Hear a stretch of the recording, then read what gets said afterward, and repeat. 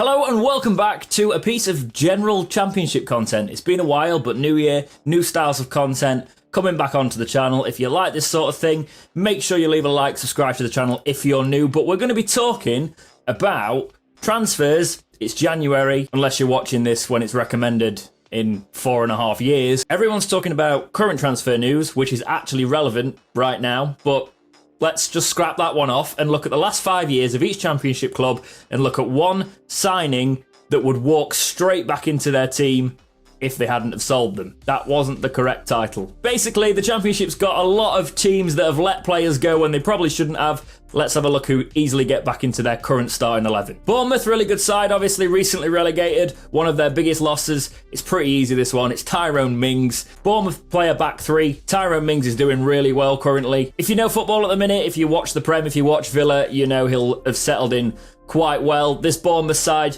despite being a good side, would be a lot better if they still had Mings in that back three. I think he'd be the catalyst to make sure there was no doubt in them getting promoted back to the Premier League. For Barnsley, we've got Hurahan. He's currently out of form, and yes, his career is sort of all over the place at the minute, but he had some really good days at Barnsley. He's actually looking at going on loan to Swansea. That might be confirmed by the time this video is out, but I think with Barnsley sort of surprising many people, including me, didn't predict them second to bottom at all, but they are the shock of the season in the top 10. Their fan base is loving it. Fair play to them. Hurahan, I think if they could get him back firing in that midfield, pulling the strings for them, he'd help them push up that league table and maybe have a chance of going for it with the playoffs. Birmingham, I guess you're expecting me to say Bellingham, considering they were talking about retiring a shirt.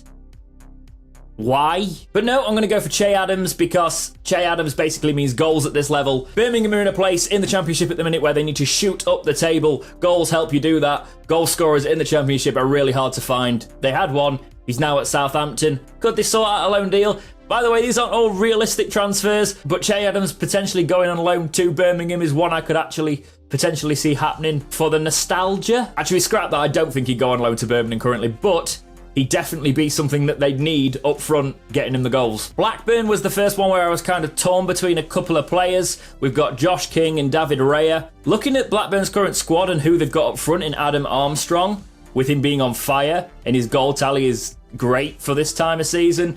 Talks about him going to West Ham, things like that. I don't think they need a striker. If they did, Josh King come back, get in that squad easily, but Armstrong is currently holding that position, and because he kind of plays at the centre of the attack, they don't need a two-man attack really. So I'm going to stick Raya in net just to give them more options really. So I'm sat here in the edit and I'm pretty sure it's actually pronounced Raya.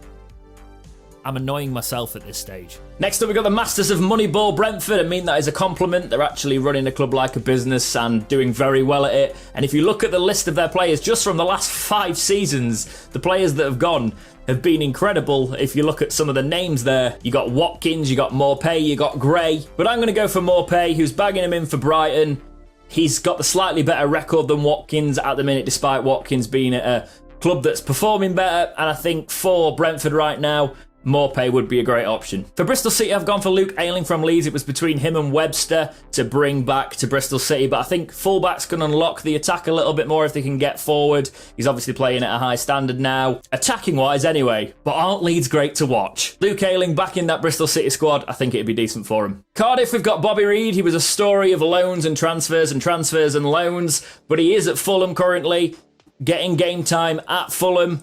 He'd walk back into this Cardiff squad easily enough. Next up, we've got Coventry City, and I don't think much of my audience would expect me to say a Sheffield United player in here, but John Fleck left on a free for Coventry City. They let him go on a free, and he's played in the Premier League and got promoted to the Premier League. It was in July 2016, but letting somebody who then goes on to get promoted to the Premier League leave on a free has to go down as one of the worst bits of business to ever happen to Coventry, and he'd easily walk back into that side. Derby, you've got the likes of Jeff Hendrick, Will Hughes, or Vidra. I've gone for Vidra because I think Vidra, again, I'm all about goals in the Championship, and on his day in the Championship, especially his Watford days, Vidra was class.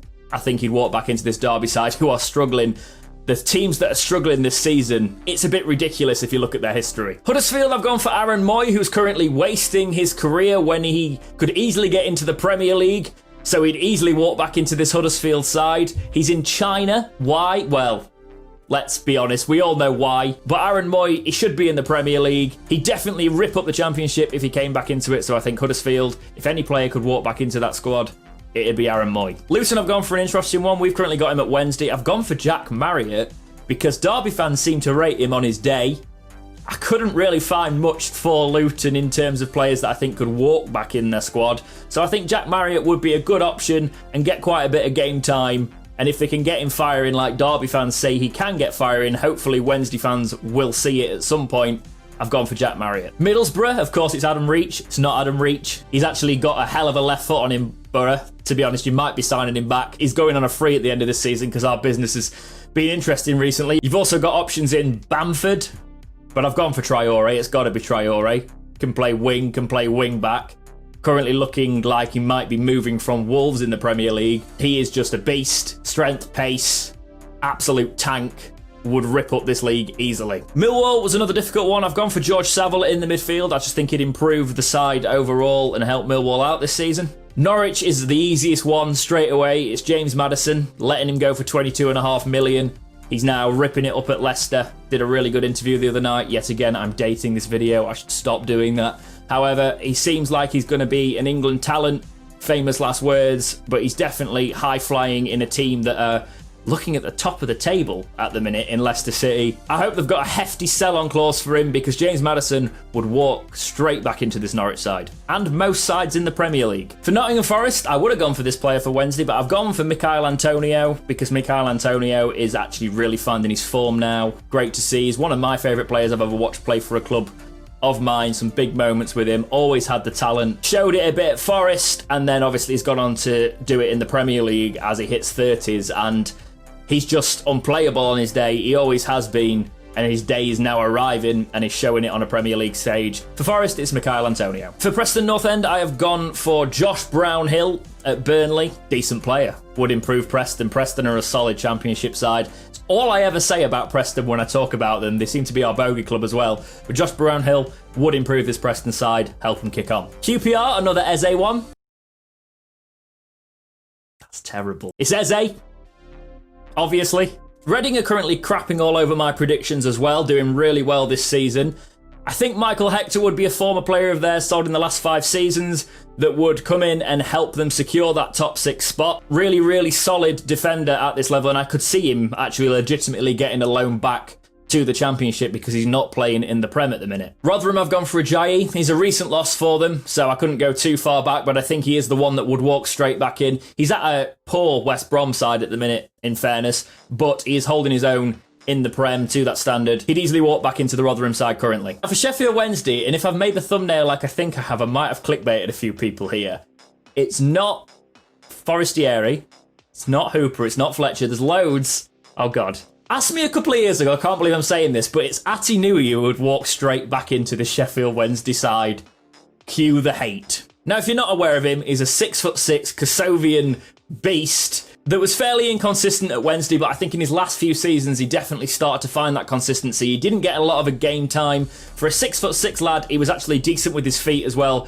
He divided our fan base more than most players I've seen in our current history, but we have just gone downhill without him. I mean, there's been other factors, like financial fair play. If you need a player that's going to come on in the last 10 minutes and get you a scrappy goal to salvage you a point or even get you the 3 points, it was Ati-Nui. He would destroy Rotherham every time we played them to the point where their fan base would not want to see him on the pitch.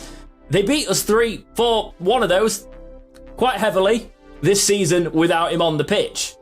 The first time in ages. It's Ati-Nui. He'd walk easily back into this Wednesday squad at the minute.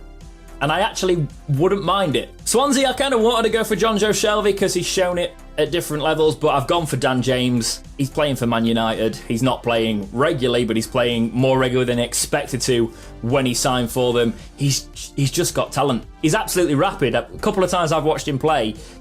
Lost causes for most players, he gets them.